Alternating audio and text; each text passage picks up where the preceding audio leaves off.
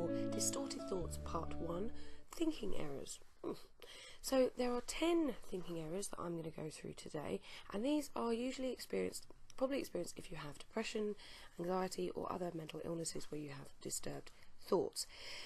This article is taken from Psychology Today by Amy Morin, and it's called 10 Thinking Errors That Will Crush Your Mental Strength and How to Overcome Them. I'm not going to be talking about how to challenge or overcome these thinking errors. I'm just going to list them today. Maybe have a look, listen out, see if any of them you can identify with, any of them that you think, oh, actually, my partner does that, or someone I care for does that. So you're not aware of them when you're doing them, you're not purposefully thinking these things, but this is where our brains go to if we have mental illness, especially anxiety and or depression. So there's 10 altogether. Let's list them, shall we? So number 1 is all or nothing thinking. Then we've got overgeneralizing, filtering out the positive, mind reading, catastrophizing, emotional reasoning, labeling, fortune telling, personalisation, and the unreal ideal. So 10 altogether, and I'm going to go through them now. So number 1, all or nothing thinking. This is also known as black and white thinking. So sometimes we might see things as kind of good or bad, nice, nasty. You may have a thought in your head that someone, maybe your colleagues, you put them into two categories, good or bad, or maybe you have friends or frenemies or something like that. You put them into 2 different categories. Whatever it is, you're seeing things as black and white, all or nothing, 2 very much extremes. And this is filtering out then all the shades of grey. So we should start to sort of maybe think of that person as, yeah, they're good, but they have other qualities, or okay, they're bad, but maybe we should challenge that and say, why are they bad? So that's the first one, all or nothing thinking. The second one is overgeneralizing. So it's easy to take one particular event and generalize it to the rest of your life. So if we've made one mistake maybe at school, or made a mistake in a meeting or at work, or when you're out with the kids or whatever, if you make that mistake, you then apply that mistake and say, well, I can't do anything, everything in my life is rubbish, I'm gonna, there's no point doing that because it's going to be done terribly. Do you recognise that in yourself? Do you see that? Maybe when you've had something go wrong and you go, well, there's no point, I may as well give up. I do that a lot, and it is a very, very frustrating thinking error. Well, they're all frustrating really, but yeah, do you do that one at all? Okay, number 3, filtering out the positive. Wow, do I do this? And I think it might be like a British thing or something like that.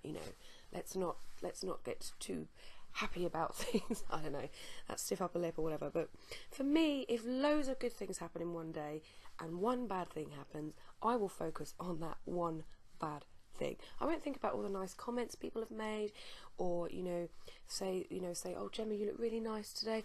If someone then said to me at one point, oh, Gemma, I don't like your blue and white florally dress that you're wearing today, then I might be like, well, okay, so I'm going to think about that negative rather than thinking about all the positives, even though I happen to like this dress which I got from the charity shop. Anyway, so filtering out the positive. So you will not be thinking about the positive, and this you end up leading your life like this. So you'll be constantly focusing on the negative, and when you're constantly living in a negative space, nothing but negative stuff will start coming towards you. So try and think about the positives. Focus on those rather than negatives. Easier said than done. I don't do this, and it's very, very frustrating because so many more positive things happen to people than negative things, but we all seem to focus on the negative. So maybe that's something we can all work on together. But yeah, do you do that one, or someone you know? Mind reading, number 4. Sorry. So yeah, I do this all the time. I just assume that I know what that person's talking about. Yeah, like they must be talking about me. They must be laughing at me. If I walk down the street and maybe at the bus stop, this has happened to me. A couple of girls were standing at the bus stop, and I walked past, and they both looked at me and laughed. They could have been having a conversation, they could have been having a joke between themselves, and it just so happened that they looked over when they were laughing. But in my head, I'm assuming that they are laughing at me. And a lot of this mind reading does prevent me from going out of the house, because I will just be kind of thinking, they're looking at me, that person's talking about me. It sounds really vain and like arrogant, but it's not. It's this distortion of your thoughts that you really think that people don't like you, so therefore they're going to be saying nasty things about you. It's a very, very disturbed thought, very, very unhealthy, and it's basically impossible to read someone's mind. So, and I spend a lot of the day trying to read people's brains and minds and things like that. Does it work? No. So does that happen with you? For me, a lot of the time I'll just think that people hate me, people are talking about me. But what do you go for? Where do you go to when you have this thought? Catastrophizing. Oh, so this is kind of making mountains out of molehills, as one would say. So sometimes we think things are much worse than they actually are. So if you fall short on something, maybe you had some issues with work, or maybe you had an exam or something. Maybe all the exam results are coming out soon, aren't they? Good luck, everyone. But maybe you messed up on one of the exams, or you messed up on a couple of questions, and you probably left the exam going, well, I failed it. I'm going to fail all my exams, and there's no point doing anything. So it's kind of a bit similar, I would say, to the all or nothing thinking, but catastrophizing is literally saying, oh, that small thing's happened, and then blowing it out of proportion. And you can't help it. This is a distortion. This is something you can't control. But if for example, if you maybe don't save enough money one month, you think, well, I'm just going to go bankrupt and I'm never going to have any money. So it's really, really extreme catastrophizing. And number 6, emotional reasoning. So let me just explain this. So emotional reasons. Our emotions aren't always based on reality, but we often assume those feelings are rational. If you're worried about making a career change, you might assume, I'm scared about this, so therefore I shouldn't change jobs. So this is kind of leading with your emotions. So one of the ways I've experienced this is when I've been going through sort of alcohol and drug problems and things like that.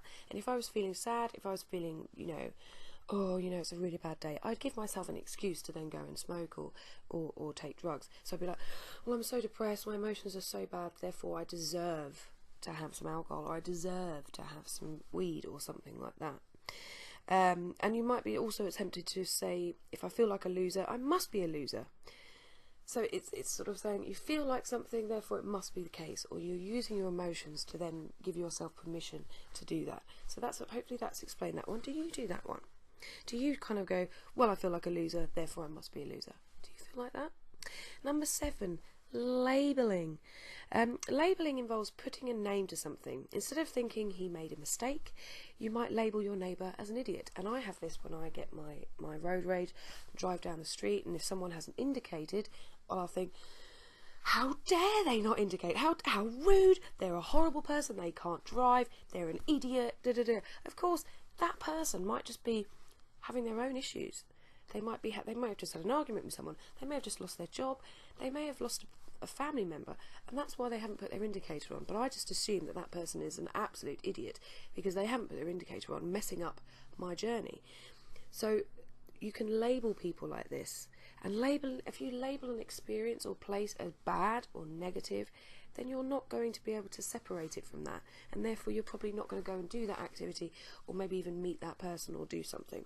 So labeling is a very, very unhealthy thinking error. Really unhealthy to put names and labels on things, because that pigeonholes them, and then we can't see anything else besides that. Number 8, fortune telling. So although none of us know what will happen in the future, some of us like to try a hand at fortune telling. So this can happen a lot when you have maybe social anxiety. So it might be that you prevent yourself. This prevents you from leaving the house. So then you're kind of like, okay, if I go out tomorrow, I'm going to embarrass myself. If I speak to that person, I'm going to make an idiot out of myself. It's predicting the future, and of course we can't predict the future. We can't predict what that person's going to do on that day. We can't even predict how we're going to behave from one day to the next, especially if we have mental illness. So trying to predict the future. So for example, like I say, I'm going to embarrass myself if I go out tomorrow. Or if I go on a diet, I'll probably just gain weight. So you're predicting something that actually is not based in reality. So it's kind of similar to the mind reading, but it's predicting the future rather than thinking about what people perhaps may be thinking about you. Number 9, personalisation. Well, as much as we don't like to say we don't think the world, as much as we'd like to say we don't think the world revolves around us, it's easy to personalise everything. So for example, if a friend doesn't call you back, well, they obviously hate me. if you speak to a colleague and they're maybe not as nice to you, so say morning, how are you, and they say morning, and maybe they just get their head down, you just think, well, what have I done? I take it personally. For example, anytime anyone criticises me, and it could be a nice, helpful, supportive, gentle criticism, but if they do that, then I will just take everything like I'm rubbish at everything, and that criticism, it's a personal attack at me. Of course it's not.